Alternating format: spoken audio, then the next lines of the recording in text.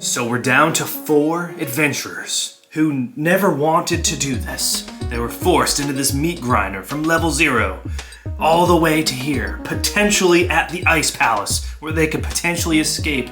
Will they? Will they survive? They are level 1 after all. Let's play to find out.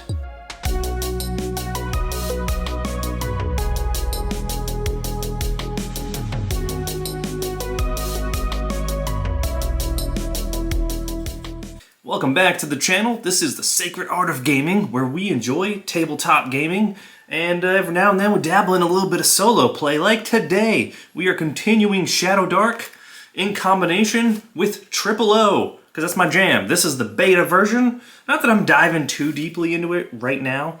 I'm mainly just using the core mechanic of it to emulate some player actions. Something I did roll, well, 2 things I rolled off camera, was a wandering monster. I had one for the fire side of things, and I had one for the ice side of things. If that pops up, you will know, but just know that it's a thing. And also, we got a potion, which, that reminds me, I should look at some of these notes here. The level up potion, it had a fancier name than that, but there was a potion. I decided probably more strategically than needed, but I felt like we needed it for our survival. I could have used O to determine that, but I decided not to. I went with one of the clerics for 2 reasons. One, to make them slightly different from each other, which that reminds me. Level 2 now. So there's that. Also, that's going to bring up his health. He was hurt. He was the only one that didn't get healed. He was the head of this human centipede healing cure wound situation, so he didn't. It's terrible. I'm so sorry. So there was that. So that's gonna heal him up from my perspective. Also, none of the characters really get anything of note at level 2, except for the clerics and maybe the wizards as well. They do get an additional spell. So I'm like, you know what? Let's take that. We'll get another spell. Not that any of them were groundbreaking really for the clerics, but it's something. It's something. That is a thing that we did. That also reminds me, that circlet that we found, that was pretty cool. Hums quiet, sweet tones, finds secret doors. That is going to Ham Migs, according to this note that I wrote down. Secret door circlet, that sounds right. Alright, cool. Now that that is all out of the way, let's go ahead and get started. So we have approached the ice bridge here, and something that's kind of fun about this map, I have opened this map in its entirety before, but I don't really remember, like I think this is the end, but I don't know what all this encompasses, which is kind of cool. So we have the ice bridge here.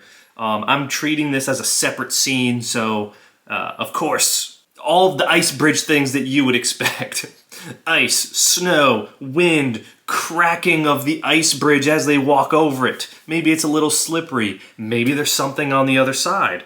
Let's see. I should have not taken O out because it was there for a reason. Let's go back to Arctic. Let's roll our D-Hundo. D-Hundo. Everyone can see it but me. There's no way that was 100. Was that really 100? I'm just gonna re-roll that, and I should probably make this closer, but in frame. Oh, I can get very close. All right, that'll be easier. All right, let's roll. 28. Fire-hating tree ants pose as a grove of silent pine trees. That doesn't really work here. Fire-hating tree ants, yeah, I'm gonna re-roll. 27. The skull of a sapphire-eyed lich glares from a pillar of ice. I like that. I like that a lot. That gives me, that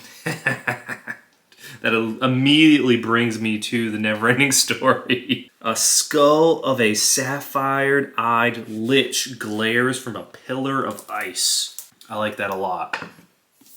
How are we gonna handle this from what I assume is happening? So I'm going to assume that this pillar is here. This is quite the pickle. We have a wand. We have a shield. We no longer have this spear that I wrote twice. All right, how do we want to handle this? Let's start with, can they even see it?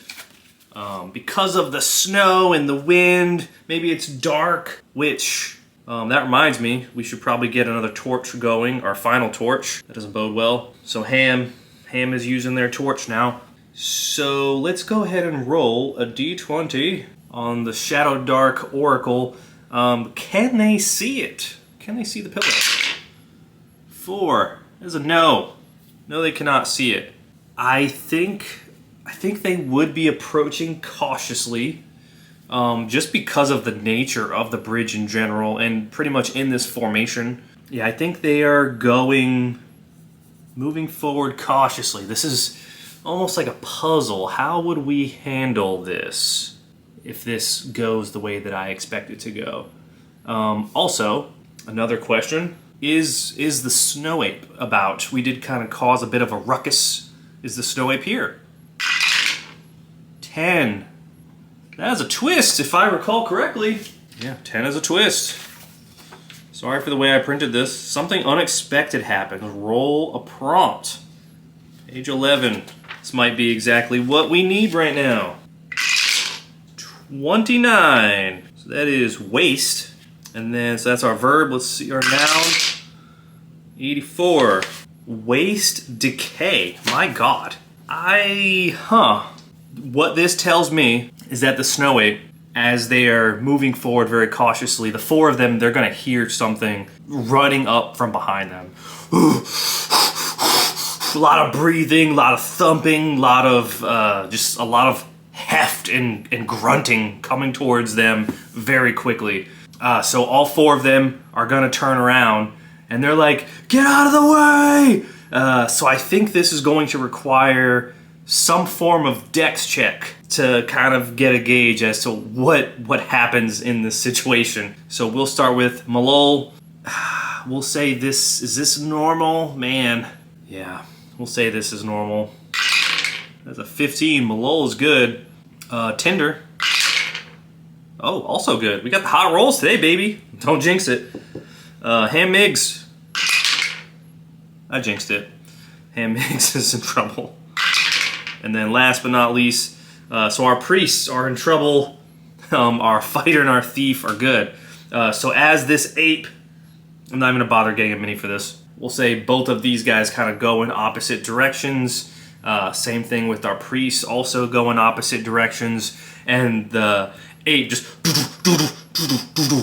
and the bridge is like cracking in certain parts as this is happening. And as it gets to like right about here, that pillar, those sapphire eyes just zap it and make it age incredibly fast until it just completely withers and decays away. It's like it just aged like 500 years within seconds. So boy, so much for that. But now we have a problem.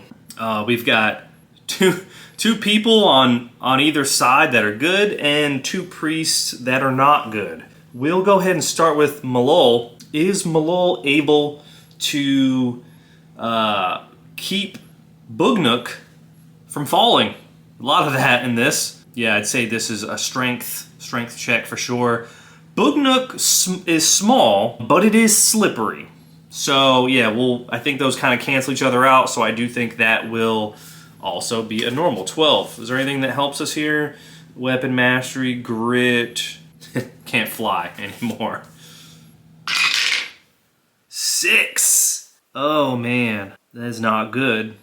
That is not good. Do I want to use my luck token? I kind of think I do, because this does feel like a little Malol. In Malol, we trust. The same roll. Wild. That is not good. Is Bugnuk able to get himself up? Again, 12. That sucks. We just leveled you up. All right, Bugnuk.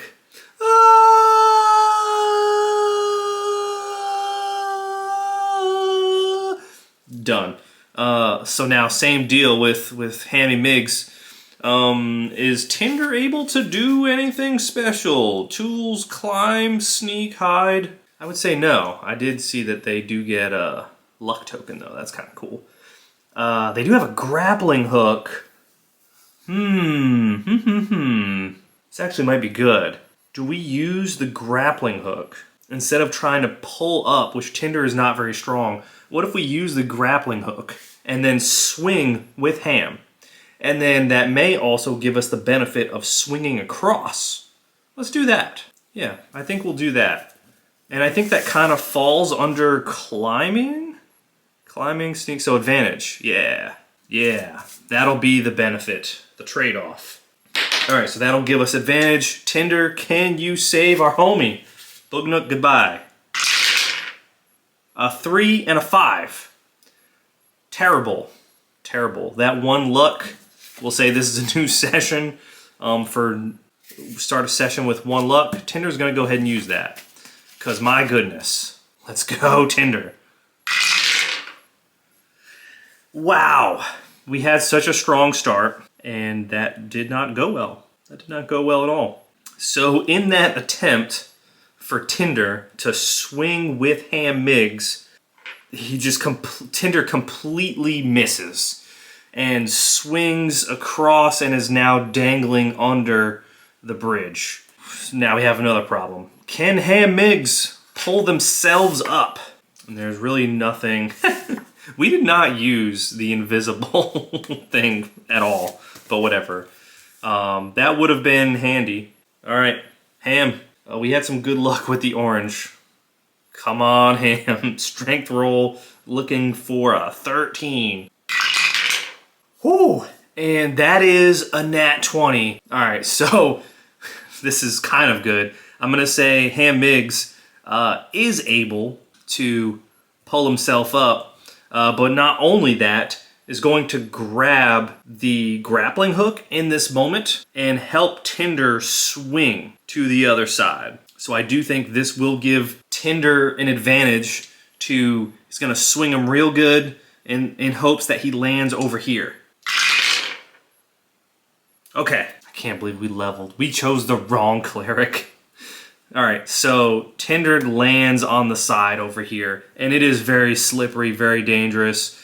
Malol and Ham, what a fun name, are over here, and they're cautiously, we'll even say Ham is like behind Malol's shield as they very slowly are moving forward. And they're like, Tinder, can you see it? And Tinder's cautiously moving forward. I want to say that the skull is only facing that way.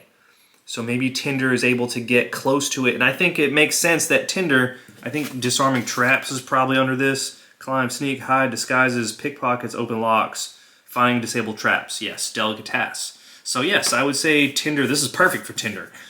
Tinder is going to delicately move on the side of the skull so it's not in the path. And its assumption is going to be to remove the eyes. They are very shiny, so it's going to go ahead and try and remove those with advantage. Does Tinder have like understanding of magical devices? This may be hard. So that's going to make this a DC 15. My goodness. Oh. Tinder is not able to dislodge the jewels the way that it expected to. So Tinder, what else does Tinder have? An ancient coin, a dagger, a bestiary. So Tinder over here just looks over to them and they're like, because we don't have anything to like attach it really. I don't think there's anything over there. So Tinder's just like, get me the rope, throw the rope. So they throw, they're like, don't, and Tinder's like, don't come any closer. So they throw the rope over. And Tinder actually takes the rope and wraps it around the Lich skull in hopes that nothing can like shoot out of it and like maybe it can't see. To be extra safe, I would say Tinder even puts the book, the bestiary, right in front of the Lich's eyes to block it first before it starts tying the rope. So this way it has something blocking its line of sight being the idea here. Tinder's like, all right, move slowly and cautiously, as the ice is like still slippery and cracking on this bridge. Moving slowly, moving carefully. Does the Lich skull still fire? We'll say like disadvantage. I feel like it's less likely. All right, 2. Woo. Now, part of me was like thinking about the shield, like how is that gonna work? All right, cool. So we have dealt with this trap. We are now here in the Ice Palace. Let's see what we're working with here. Also, our torch, I think we have 5 left on it. All right, so that is pretty much it. As they go up to this massive door, is the door locked? Let's see, is the door locked? 14, yes. All right, Tinder, are you able to get us into this door? It's a nice door. It's probably gonna be a little strange. This is probably hard. Nat 20, let's go! All right, not only does Tinder get us in there, but gets us in there very quietly. So the door opens, and they now kind of have shelter from the elements in here. Is there light in this palace? 5, no, there is no light. So that's gonna be a problem, because they are running out of light soon.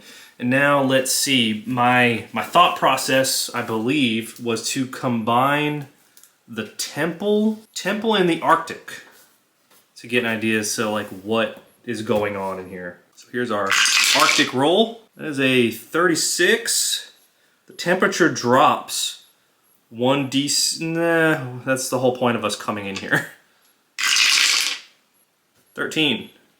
Unnatural glow emanates from a deep crevasse. Interesting. Now let's go to temple. So there is light in a way, so it's all dark except for that, so that'll likely pull us in. Temple, I don't know if temple's really what we want. I think tomb might be more of what we want, especially based off of what we experienced previously. That is an 8. 2d4 wererats in human form paw through piles of rubble. Very interesting. So here's our wererats. And that was 2d4, huh? That's 6. 6 wererats. My goodness. They're in human form. And we'll say that the rubble that they're pawing through, so there's like this tomb, this throne over here, of course. We'll say that there is a glow emanating from, we'll say behind the throne. Say behind the throne. But it looks like there are these 2 sections over here. I like the idea of the wererats coming, and these are like snow wererats. They're not normal wererats, of course. These are Arctic wererats, but they're in human form. So they actually come out, and are they like immediately aggressive? 7, no they are not. This is going to be a very interesting end to this. So as they come forward, 6 wererats come in, and the group, somewhat cautious behind Malol, are speaking to the wererats, and I think we definitely need to roll on our table here to get an idea as like what is the deal in here? That's an 11. Sneak. 52. Sneaky sorcery. Sneak sorcery. That kind of gives me some direction here. So as they are talking to the wererats, they kind of go up to them, and the wererats are very curious, and they're like, how did you, and they're again in human form right now, they're just like, how did you get in here? We thought we were here alone for all eternity. And the group just looks over to the wererats, and they're like, we were kind of forced to go through this mountain, and we're trying to find a way out, and we didn't expect to find a way out. We're under the impression that through this palace is the way out. Do you know the way out? Do they know a way out? 10. Twist. Doing a lot of random table rolling. 85. Escape. Okay. 37. Escape wisdom. We have sneaky sorcery and escape wisdom. That's very, very curious. Something else I am also curious about is, do the 6 half-orcs, do they also like follow in behind us? 11, they do. I think odd is like they do but. So we'll say that they have lost some. They have lost some half-orcs along the way. We'll roll a d4. They lost 2, so they're down to 4. So 4 half-orcs, which, I don't know, we'll say is generally represented by this guy. They also come in, so now we've got our 3 adventurers, 6 Wererats in human form, and 4 half-orcs, who are all here trying to figure out this situation. The half-orcs also looking to escape. They know that there is the glow emanating, and the Wererats, so their deal was escape wisdom. It feels to me, based off of everything that I'm seeing, and I feel like I'm going to somewhat regret this, maybe, but let's also pull back on like what we've done so far up to this point. We dealt with a mummy. We dealt with those zombies, the undead, the bandits. There was the fire salamander, pterodactyl randomly. There was definitely some magic that we had to deal with, the ballistas, some goblins trying to capture life. I think part of me wants to make a jump, but I think instead of making that maybe obvious jump, we pull on what already exists. And that is that this is somehow related to the mummy, which I'm also going to regret, I'm sure. Here's our mummy, which has a shit ton of HP. Yeah, like I don't even know that they can really contend with that. Maybe as a group they can. So yeah, we'll say this is somehow related to the mummy. And also, I would like to give this place a name. I think there was something in here that said something along the lines of dungeon names. We'll call this a dungeon. And this is a D100 roll as well. 95. Warrens. Okay. 96. Of the Shrouded... 41. Warrens of the Shrouded Mummy. That's funny. Welp, it's been decided.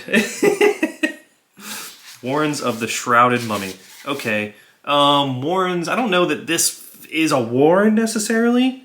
So maybe I will change that. Is there like castle? Yeah. There's a castle.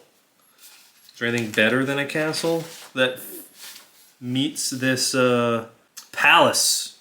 Palace of the Shrouded Mummy. I like that. The Ice Palace even. Ice Palace of the Shrouded Mummy. Such a strange place to find a mummy too. I kind of dig that. But if their issue is fire, it kind of makes sense. The Wererats in human form, I think, are kind of here as like servants. They're here as servants for the mummy, and the mummy tries not to be disturbed. But I think it makes sense that the glow behind the tomb is maybe how the mummy is able to traverse the mountain very quickly, and also is our way out. I have a feeling that this is going to be a bit.